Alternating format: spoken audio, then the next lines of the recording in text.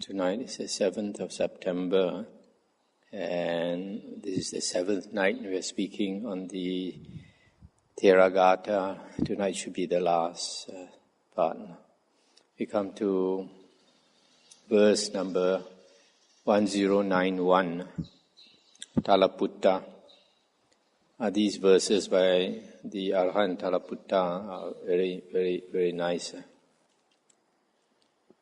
Group of 50 verses. When indeed shall I dwell alone, companionless in mountain caves, seeing by insight all existence as impermanent? This thought of mine, when indeed will it be? 1092. When shall I, a sage wearing a torn robe, in yellow robes, unselfish, without sinful inclinations, having struck down desire and hatred and delusion, dwell happily, having gone to the wood? 1093. When, seeing by insight that this body is impermanent, a nest of death and disease, assailed by death and old age, shall I dwell alone in the wood, rid of fear?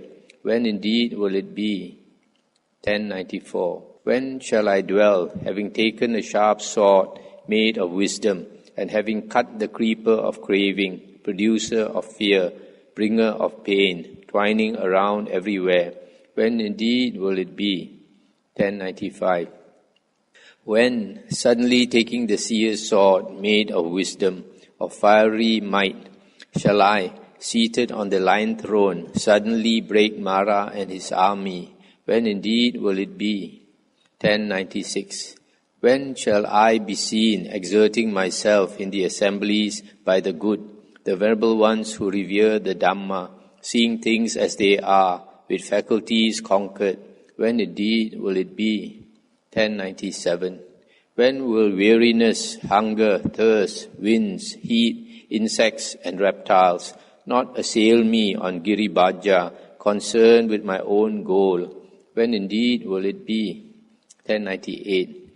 When, with concentrated self, full of mindfulness, should I attain by wisdom to that which was understood by the great seer, the four truths or the four noble truths which are very hard to see? When indeed will it be? 1099.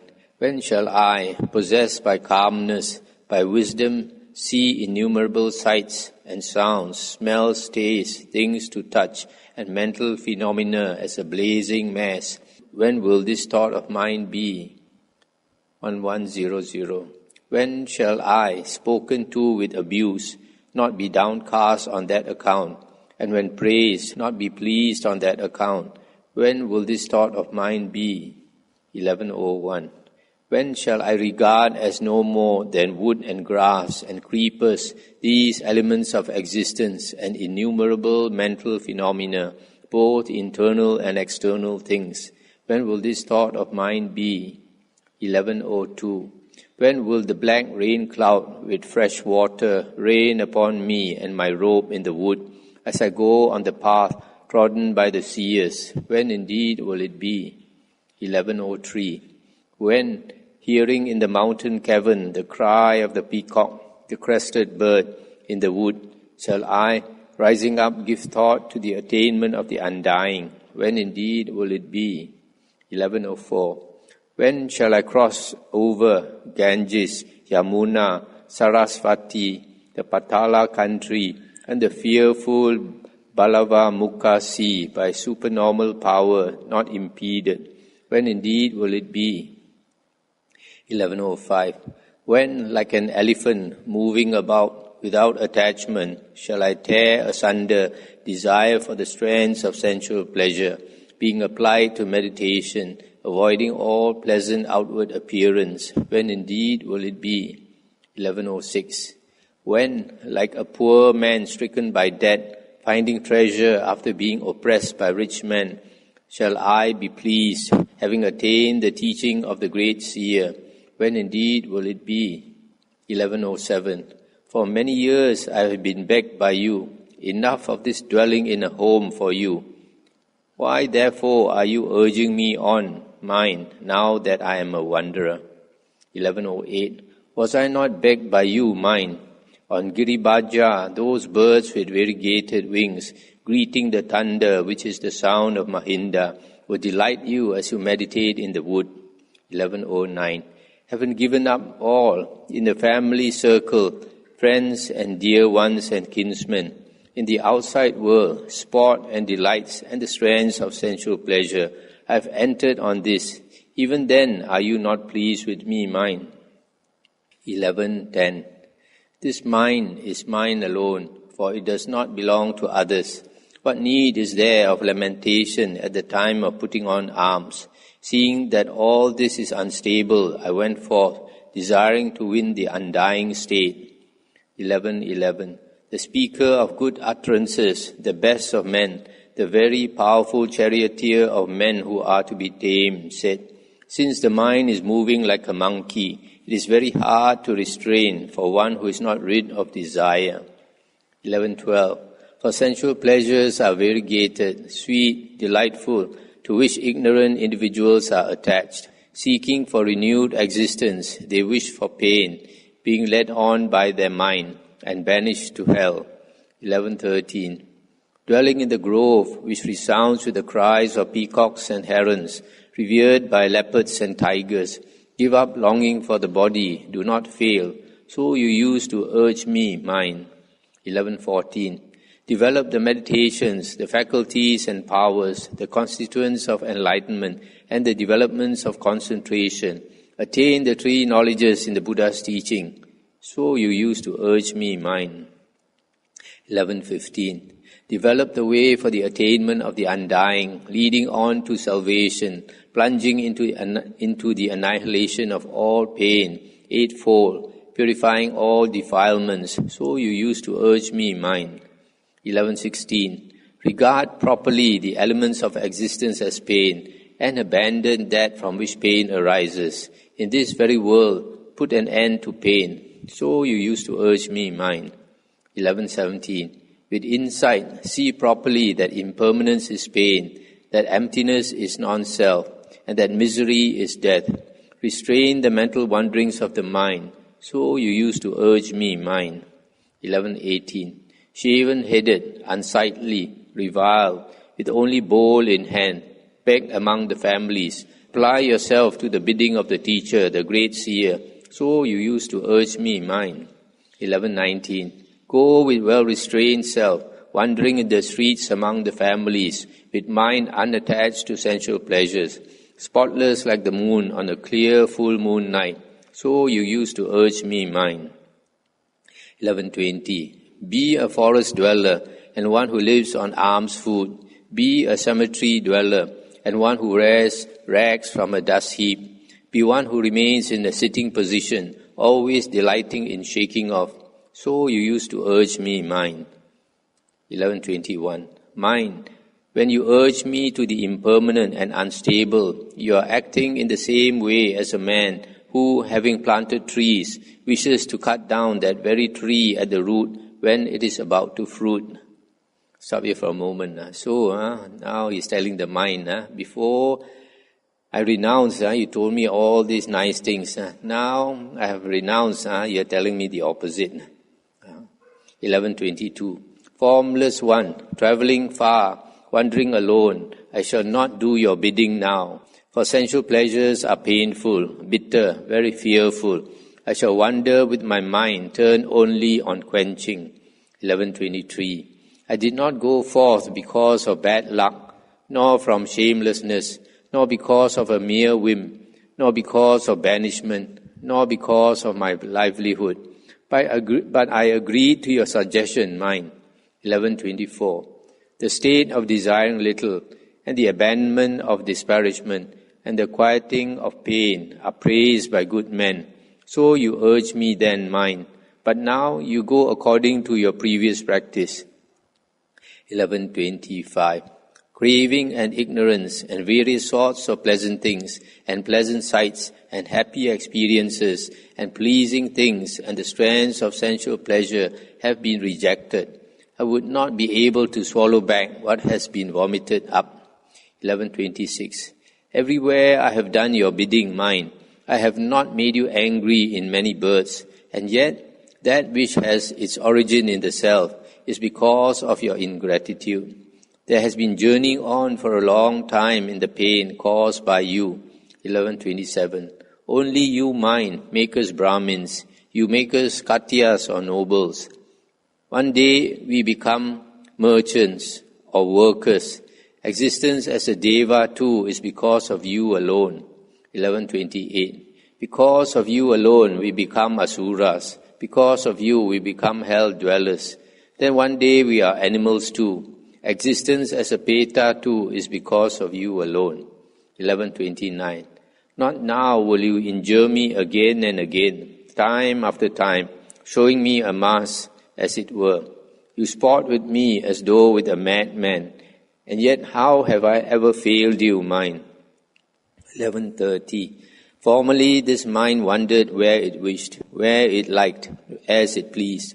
Now I shall control it properly, as the hook holder or Mahut controls an elephant in rut.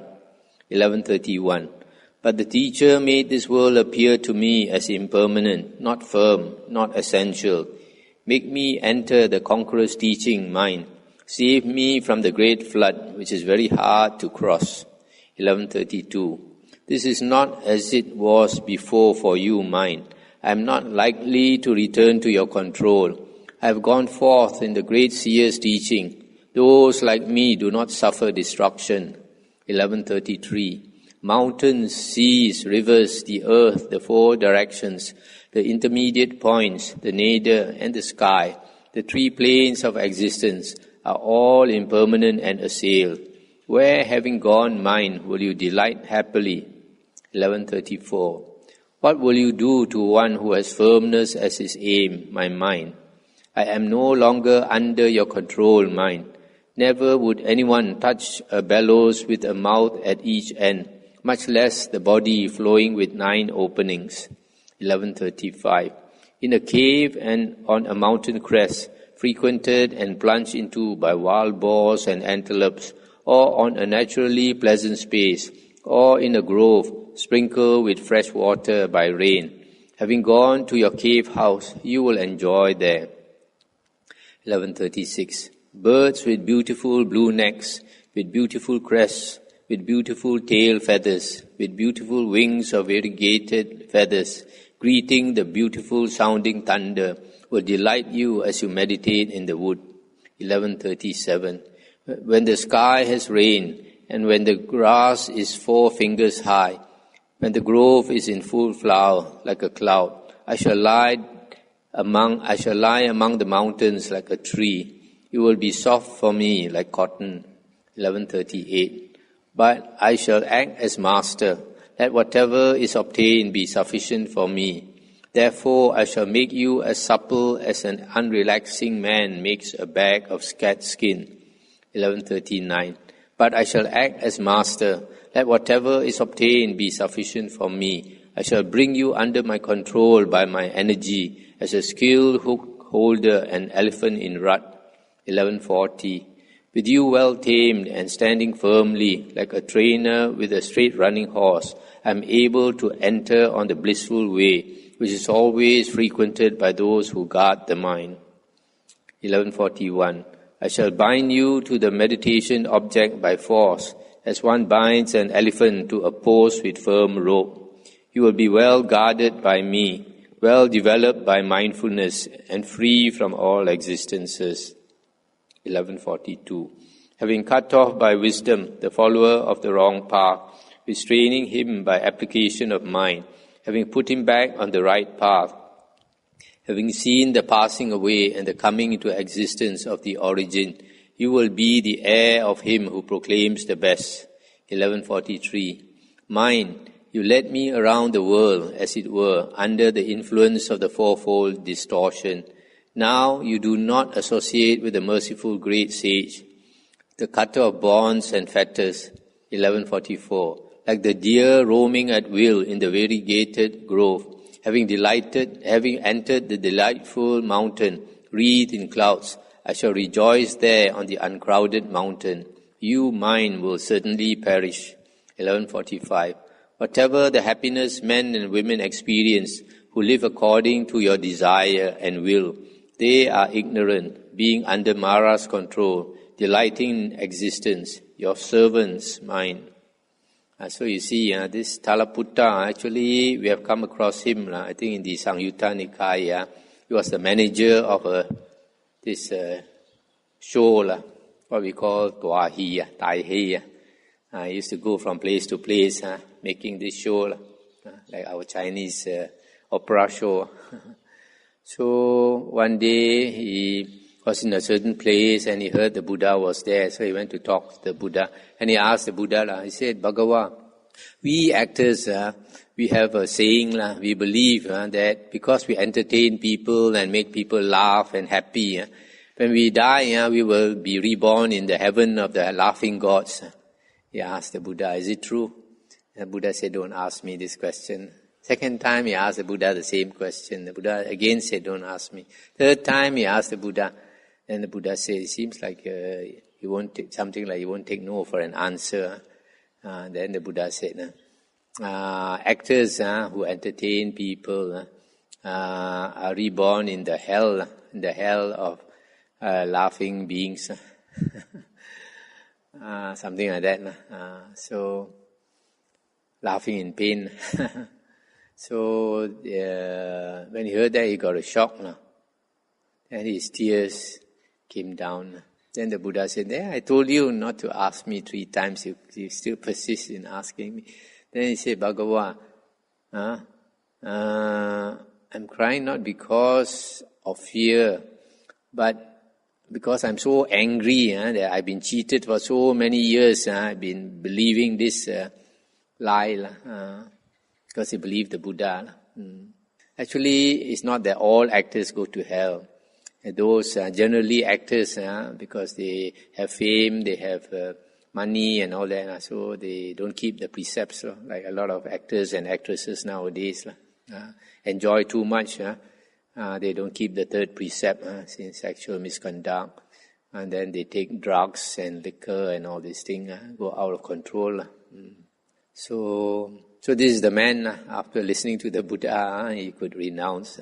But when he renounced, he's so used to the entertainment world, his mind is cannot stop with all the thoughts and all the things. So he's telling his mind, keep telling his mind, last time you told me to renounce this and that, now you are... so it's very, very, very encouraging to see this. Arahants didn't have an easy way, just like now we are struggling, we think, so difficult. Arahants had maybe more difficulty than us, some of them. Okay, now we come to Mahamoggallana, 1146. Let us, living in the forest, living on alms food, delighting in whatever scraps come into our alms bowl, tear apart the army of death, being well concentrated inwardly. 1147. Let us, living in the forest, living on alms food, delighting in whatever scraps come into our alms bowl, knock down the army of death as an elephant knocks down a reed hut. 1148. Let us, living at the foot of a tree, persevering, delighting in whatever scraps come into our alms bowl, tear apart the army of death, being well concentrated inwardly. 1149. Let us, living at the foot of a tree, persevering, delighting in whatever scraps come into our alms bowl, knock down the army of death, as an elephant knocks down a reed hut. 1150. You little hut made of a chain of bones, sewn together with flesh and sinew, fie upon the evil-smelling body. This fie means shame, shame upon the evil-smelling body. You cherish those who have another's limbs. 1151. That means you value another being, another body. You bag of dung, tied up with skin, you demoness with lumps on your breast. There are 9 streams in your body which flow all the time. 1152. Your body with its 9 streams makes an evil smell and is obstructed by dung. A monk desiring purity avoids it as one avoids excrement. 1153. If any person knew you as I know you, he would avoid you, keeping far away as one avoids a cesspit in the rainy season. 1154. This is so great hero, as you say, ascetic, and here some sink down as an old bull in mud. 1155. For whoever would think of painting the sky with yellow or any other color, that is only a source of trouble. 1156. This mind, well concentrated insight, is like the sky. Evil-minded one, do not attack me as a moth attacks a bonfire. 1157. See the painted puppet, a heap of sores, a compounded body, diseased, with many bad intentions, for which there is no permanent stability. 1158. Then there was terror, then there was excitement, when Sariputta, possessed of many qualities, had been quenched. This one, I don't know where he refers to Sariputta passing away. If that is so, then Sariputta passed away before Mahamoggallana. 1159. Truly, the constituent elements are impermanent, subject to arising and passing away. Having arisen, they cease. Their quiescence is happiness. This one, I think, the Vichana, Anicca, Vata, Sankara, Upada, Vaya, Dhammino, this one. 1160. Those who see the five elements of existence as other and not as self, pierce the fine thing as a tip of hair with an arrow. 1161. And those who see the constituent elements as other and not as self, have pierced the subtle thing as a tip of hair with an arrow. 1162. A monk should wander about as though smitten by the sword, with his head on fire as it were, mindful of the abandonment of desire for sensual pleasures. 1163. A monk should wander about as though smitten by the sword, with his head on fire as it were, mindful of the abandonment of desire for existence. 1163-64. Urged on by the one whose self was developed, who was bearing his last body, I shook with my big toe the palace of Megara's mother. Stop here for a moment. This palace of Megara's mother is the building in the Visakha's monastery. Visakha donated a piece of land. And the monks inside there were not practicing hard. So the Buddha was not happy with the monks, and the Buddha told this Mahamoggallana to frighten them. So he used his psychic power and he used his big toe, just shake the earth, and the whole building was as though struck by an earthquake. 1165. This is not referring to a slack thing. Quenching which releases all ties is not to be obtained by a little effort. 1166. This young monk, this supreme man, carries his last body, having conquered Mara and his elephant. 1167. The flashes of lightning fall upon the cleft of Vebara and Pandava, but gone to the cleft in the mountain, the son of the incomparable Venerable One meditates. 1168. Calm, quiet, with secluded lodging, the sage, the heir of the best of the Buddhas, is saluted by Brahma. 1169. Brahmin, pay homage to Kassapa, calm, quiet, with secluded lodging, the sage, the heir of the best of the Buddhas. 1170. But whoever might obtain 100 births again and again among men, all of them births as a Brahmin, versed in sacred knowledge, possessed of the Vedas, even if he were a scholar, having gone to the far shore of the three Vedas, he does not deserve the 16th part of his praise. 1172. Whoever has attained the 8 releases forwards and backwards before eating, then goes to beg. Do not attack such a monk. Do not destroy yourself, Brahmin. Make your mind favorably disposed towards the Venerable Arahant. Quickly pay homage to him with cupped hands. May your head not split open. 1174. He who is occupied with the journeying on does not see the true Dhamma. He follows a crooked road, a bad road leading downwards. 1175. Like a worm smeared with excrement, he clings to rubbish. Infatuated with gain and honor, Potila goes empty. Stop here for a moment. This Tucca Potila, there's a story in the Dhammapada commentary about this monk.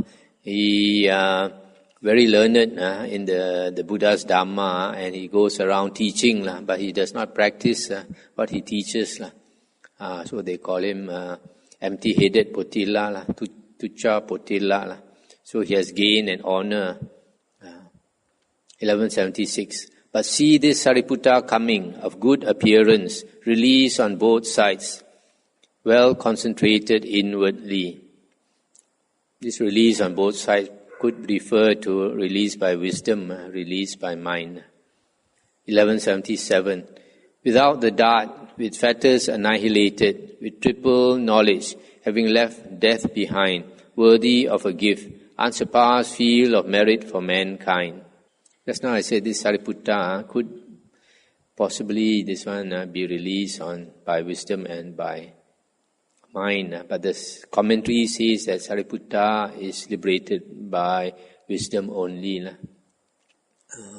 But anyway, even here it's not for sure because some of these verses have been tampered with. Like just now we heard about the four places, four realms in the four woeful plains. There should be 3 woeful plains. Just now we read 4. 1177. Without the dart, with fetters annihilated, with triple knowledge, having left death behind, worthy of a gift, unsurpassed field of merit for mankind. These numerous famous devas with supernormal powers, 10,000 devas, all with Brahma at the head, stand with cupped hands, revering Moggallana. 1179. Homage to you, thoroughbred of men. Homage to you, best of men. To you whose asavas are annihilated, you are worthy of a gift, sir. So you see here, the Arahants are the thoroughbred of men. Nobody can attain higher than Arahanthood, which is liberation. Because the Mahayanis, they say that the asavas, the Arahants have not finished their work. 1180. Worshipped by men and devas, arisen as the overcomer of death. He is not defiled by the constituent elements, as the lotus is not defiled by water. As constituent elements should refer to the 5 khandha. 1181. By whom the world, together with Brahma's heaven, is known 1,000-fold in a moment. That monk, having mastery in the strands of supernormal power and in knowledge of passing away and rebirth, sees the devatas in time. 1182. Sariputta, indeed, the monk who has reached the far shore, may be so supreme by reason of his wisdom, virtue and calm.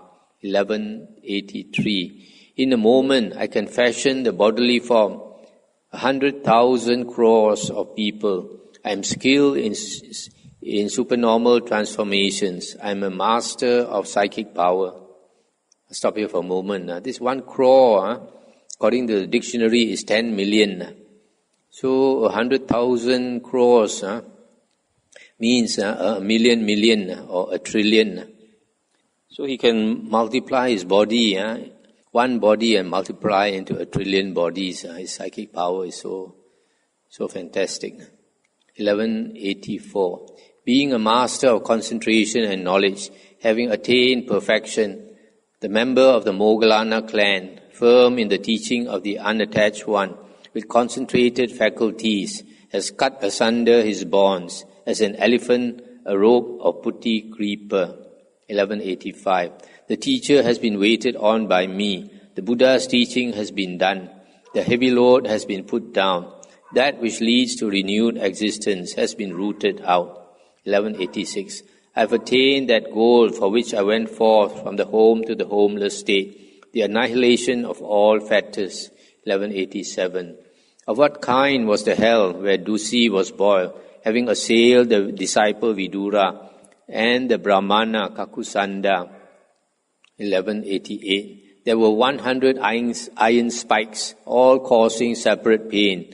Of this kind was the hell where Dusi was boiled, having assailed the disciple Vidura and the Brahmana Kakusanda. 1189. Whatever monk, disciple of the Buddha, knows this, having assailed such a monk, you will come to grieve, Kanha.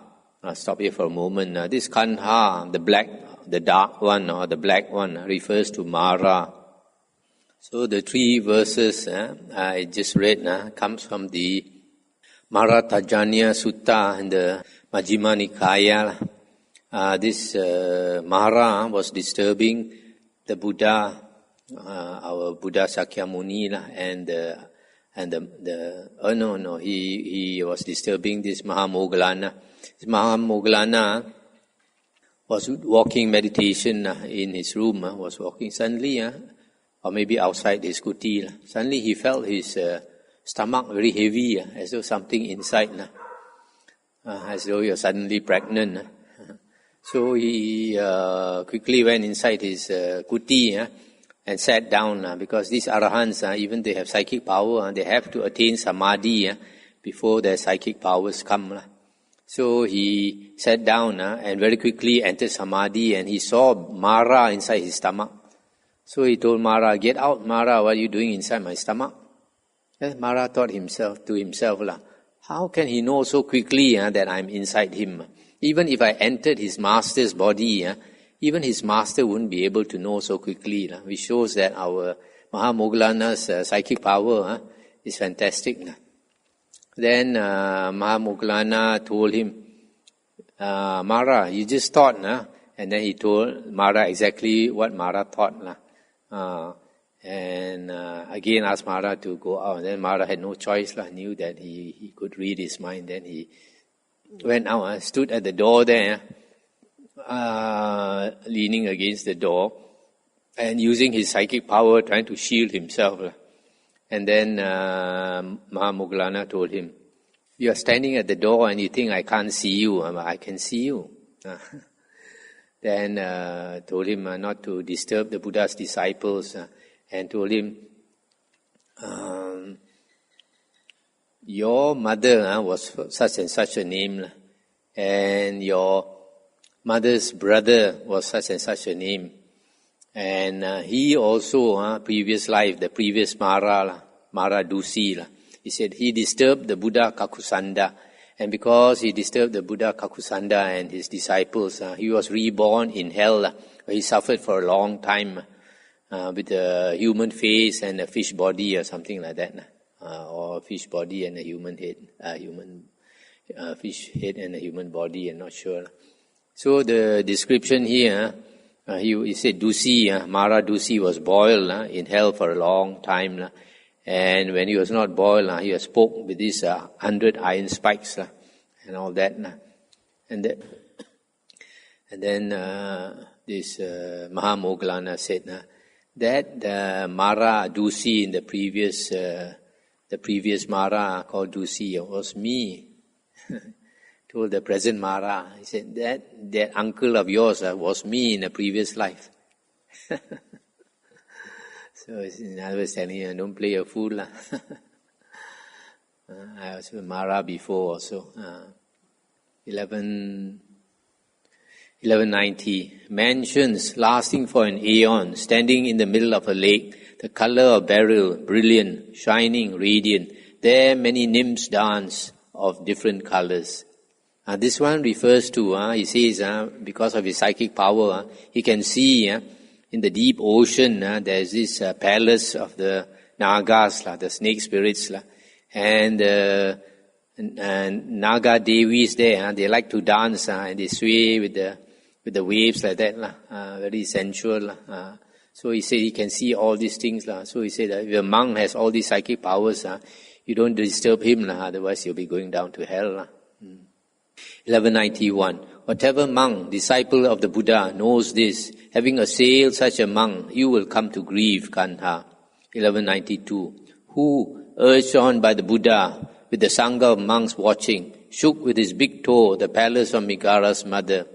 Whatever monk, disciple of the Buddha, knows this, having assailed such a monk, you will come to grieve, Kantha. 1194. Who with his big toe shook the Vajayantha palace and supported by psychic power made the Devatas tremble. Whatever monk, disciple of the Buddha, knows this. Having assailed such a monk, you will come to grieve, Kanha. This one refers to a time when he went to the palace of Sakadeva Raja. And he saw Sakadeva Raja was enjoying life with his tens of thousands of Devis. So he wanted to sort of shake this Mara out of this Sakadeva Raja out of his complacency. So he also used his big toe and shook the ground, and the whole Deva palace was shook terribly. 1196. Who inquired of Sakka in the Vejayanta palace? Do you know, sir, the freedoms which come from the annihilation of craving? To him, Sakka asked the question, answered truthfully. 1197. Whatever monk, disciple of the Buddha, knows this, having assailed such a monk, you will come to grieve, Kanha. 1198. Who asked Brahma before the assembly in the Sudama hall, have you even now, sir, that view which formerly was yours? Do you see the radiance in the Brahma world passing away?